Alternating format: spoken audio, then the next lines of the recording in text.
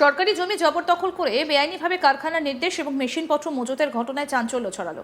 বেআইনিভাবে কারখানা নির্মাণের অভিযোগ উঠেছে তৃণমূলের অঞ্চল সভাপতি এবং পঞ্চায়েত প্রধানের ছেলের বিরুদ্ধে, যে নিজে আবার প্রাক্তন সিভিক ভলেন্টিয়ার। অভিযোগ, জিয়াউল শেখ ওরফে সাহেব সরকারি জমি জবরদখল করে অ্যাশ ব্রিক তৈরির কারখানা চালুর পরিকল্পনা নিয়েছিলেন। ইতিমধ্যে লোহার বিমের কাঠামো এবং টিনের ছাউনি নির্মাণ করা হয়ে যায়। কারখানার জন্য মেশিনপত্র নিয়ে আসা হয়েছিল। সরকারি জমিতে কোনো ধরনের লিজ বা অনুমতি ছাড়াই কারখানা নির্মাণের উদ্দেশ্যে জবরদখল করার কথা প্রশাসনিক কর্তাদের কাছে পৌঁছয়। তবে জেলা প্রশাসনের নির্দেশে ব্লকের ভূমি সংস্কার দফতর ওই নির্মীয়মান কারখানার জমিতে সরকারিভাবে বোর্ড লাগিয়ে দায় সেরেছে। সরকারি নির্দেশিকায় বলা হয়েছে, উক্ত জমি পশ্চিমবঙ্গ সরকারের অধীন, যে কোনো ধরনের নির্মাণ কাজ বন্ধ রাখতে হবে। এখানে উল্লেখ্য, পূর্ব বর্ধমানের আউশগ্রামে প্রায় 2 বিঘে সরকারি খাস জমি জবরদখল করে কারখানা নির্মাণের অভিযোগ উঠেছে। আউশগ্রাম বাজার ঢোকার কিছুটা আগেই গুসকরা ইলাম বাজার রাজ্য সড়কের পাশে 72 শতক পরিমাণ জমির ওপর মাস দুয়েক ধরে কলকারখানার জন্য নির্মাণ কাজ শুরু করা হয়। আউশগ্রাম মৌজায় ওই 72 শতক জমি সরকারি খাস জমি। অভিযোগ, আউশগ্রাম অঞ্চল তৃণমূল সভাপতি ইন্দাজুল শেখের ছেলে জিয়াউল শেখ ওরফে সাহেব সরকারি জমি জবরদখল করে অ্যাসব্রিক তৈরির কারখানা করার জন্য ইতিমধ্যে লোহার বিমের কাঠামো এবং টিনের ছাউনি নির্মাণ করা হয়ে যায়।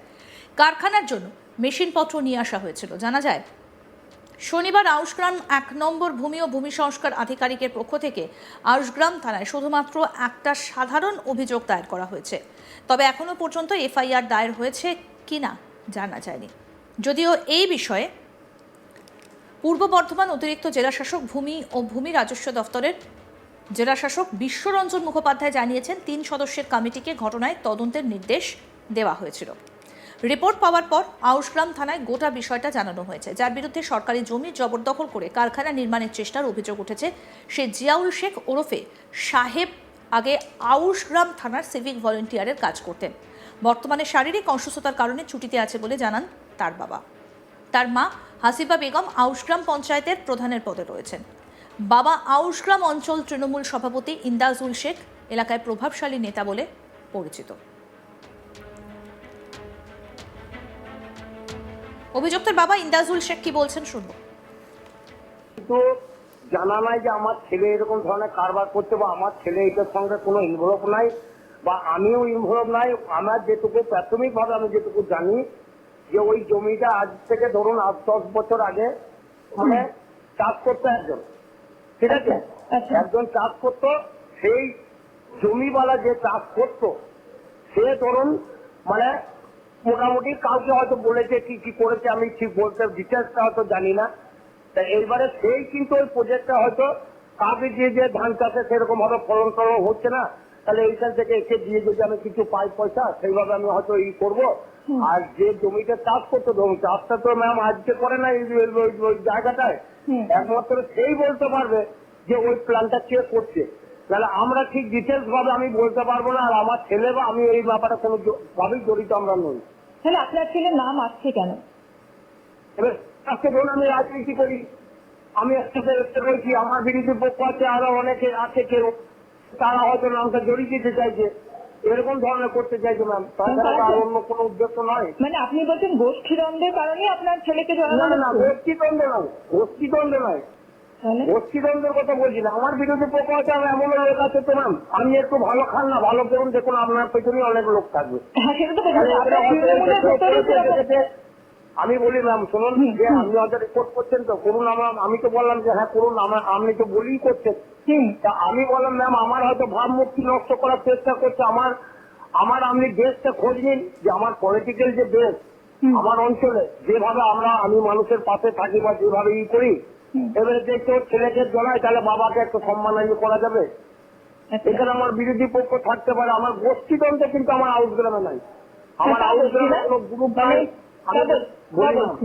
আমি বলছি আপনার তৃণমূলেরই হয়তো এক বিরোধী এরকম কেউ বলছেন আপনি কি? না না না, আমার আউটগ্রামে তৃণমূলের বিরোধী কেউ নাই সেরকম ধরনের। কারণ আমি আজ পর্যন্ত কাউকে পাই নাই, না ধরুন আমি কারুর নামে কেন ফালতু বলতে যাবো। আমাদের নিজেকেই খারাপ লাগছে এটা। আমি এত ব্যস্ত থাকি, আর আমার এরিয়াটা হচ্ছে এসসি এরিয়া। হ্যাঁ, আমি প্রচুর চাপে থাকি।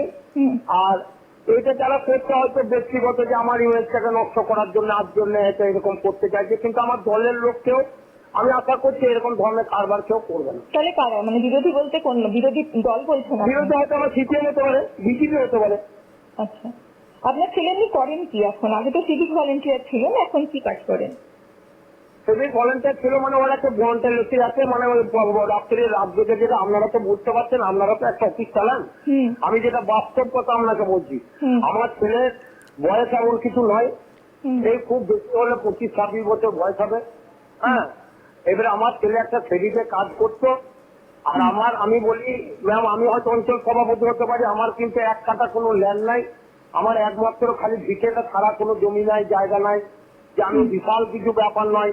হ্যাঁ, আমার ছেলে ওই ফেরিতে কাজটা করতো, এবারে যখনই ওই টানা নাইটা হয়তো ডিউটি করতো, তার পরিপ্রেক্ষিতে কম্পিউটারে কাজ করতো, তো এইবারে ওর ঘাড়ে বোনটা লেতের মতো হয়ে গেছিল। স্বাভাবিকভাবে এই ঘটনায় শুরু হয়েছে রাজনৈতিক চাপানোতর। বিজেপি নেতা দেবজ্যোতি সিংহ রায় বলেন, তৃণমূল এখন সরকারি জায়গা দখল করছে, এবার ওরা সরকারি বিল্ডিংও দখল করবে, আর প্রশাসন নীরব থাকবে। জেলা তৃণমূল কংগ্রেসের মুখপাত্র প্রসেনজিৎ দাস বলেন, আইন আইনের পথে চলবে, এখানে কে নেতা বা কে কি সেটা বিষয় নয়, আর বিজেপি কি বলল তাতে যায় আসে না। কি বলছেন বিজেপি নেতা দেবজ্যোতি সিংহ রায়, শুনবো। হ্যাঁ, দেখুন, ব্যাপারটা আপনাদের মাধ্যমে আমাদের গোচরে এসছে। দেখুন, আজকে খাস জমি নয়, আজকে সরকারি জমি দখল হয়ে যাবে। পশ্চিমবঙ্গে যা অবস্থা রয়েছে, আগামী দিনে সরকারি জমি, সরকারি বিল্ডিং এগুলো দখল হয়ে যাবে, এবং এগুলো দখল হবে তৃণমূলে যে সমস্ত ভূমি মাফিয়া আছে, জমি মাফিয়া আছে, তাদের দ্বারাই হবে। এবং আজকে আপনি ভাবতে পারেন, সরকারি খাস জমি, সেখানে অঞ্চল সভাপতির পুত্র, সে নাকি আবার সিভিক ভলেন্টিয়ার, সেই জমি দখল করে নিচ্ছে, এবং সেখানে বিডিও গিয়ে বোর্ড লাগিয়ে দিয়ে এসছে। সে তাকে মানে থোড়াই কেয়ার করে তাকে বুড়ো আঙুল দেখিয়ে সেই জমি দখল করে নিচ্ছে, এবং সেই জমিতে কনস্ট্রাকশনের কাজ চলছে।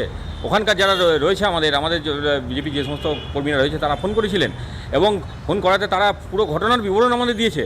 তো আজকে যদি পশ্চিমবঙ্গে এই অবস্থা হয়, তাহলে বলুন, আজকে সাধারণ মানুষের সম্পত্তি, সাধারণ মানুষের চাষযোগ্য জমি বাড়ি, তাদেরকে সেগুলো কী হবে? তৃণমূল নেতা প্রসেনজিৎ দাস কি বলছেন, শুনবো। দেখুন, কেউ যদি বেআইনি কাজ করে, তার বিরুদ্ধে প্রশাসন ব্যবস্থা গ্রহণ করবে, এখানে আমাদের বলার কিছু নেই। যদি অন্যায় কাজ করে থাকে, অন্যায়ের বিরুদ্ধে প্রশাসন যা ব্যবস্থা নেবে। কারোর যদি কোনো অভিযোগ থাকে, সে প্রশাসনকে জানাক, নিশ্চয়ই প্রশাসনের বিরুদ্ধে ব্যবস্থা গ্রহণ করবে।